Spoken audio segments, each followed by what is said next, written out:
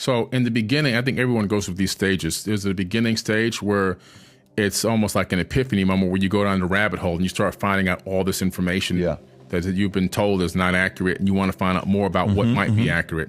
So there's this curious nature that takes you over, and you become obsessed with gaining more information and more research. And then once you culminate a certain amount of knowledge, you go through something I made up a word called catastrophism. You go through the catastrophism phase where you're panicking, you have anxiety, and you're like, oh my God, this is crazy, and the world's going to end, and everything sucks, and everything's stupid, and we're being poisoned, and we're going to be killed. And then you move through that catastrophism phase. Not everybody does, but some people do. I did, thankfully. And then you get into the problem solution phase. Okay, now how do I become part of the solution? We got the problem. How do we create a solution? Well, for me, the main reason why I've dabbled into so much of an array of information and knowledge across spanning all different areas of genres is because I understand that without knowledge, or specifically without knowledge of the past, the proper knowledge of the past, we can't have the right future. We cannot create a future on this planet that doesn't go back into this same cycle of rise and fall of civilization unless we truly understand and know exactly what happened to us. So we're living in this cycle. It's called the Kali Yuga, right? It's this cycle of rise and fall of civilizations. It's called the Great Year in ancient texts. And we are now in what they call the Silver Age, the bottom left of the circle headed back towards another golden age.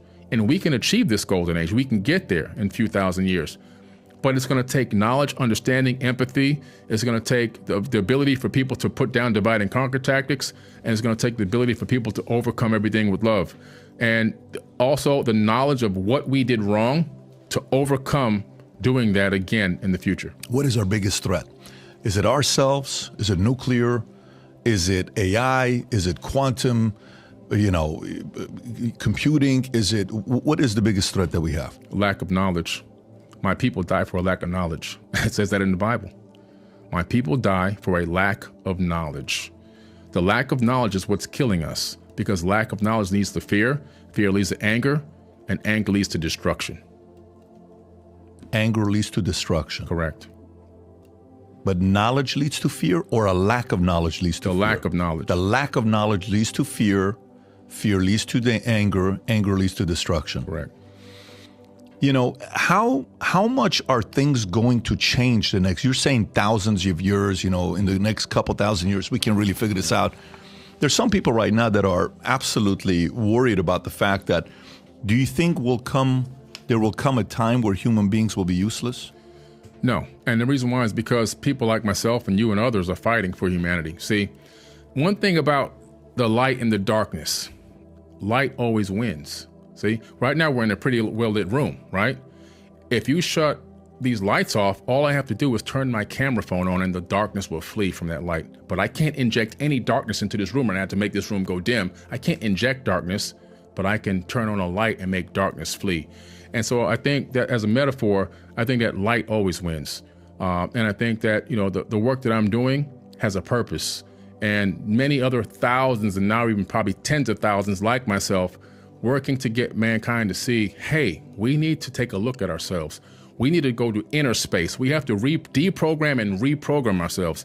We have to learn how to love ourselves and forgive ourselves, because nobody's coming to forgive you and nobody's coming to save you. We were sent here to save ourselves. And when we come to that realization and begin to see each other as everyone else as our brother and sister, and love and empathy, then this world is going to change. And I believe that's going to happen because I believe there's enough people fighting.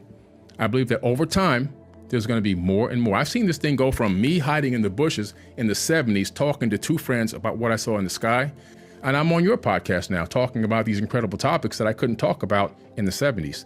It's time. The time is now. We are the people. This is the era. And we're going to change a lot of minds in the next 10 to 15 years. A lot of people are going to wake up. Yeah, it's going to be interesting.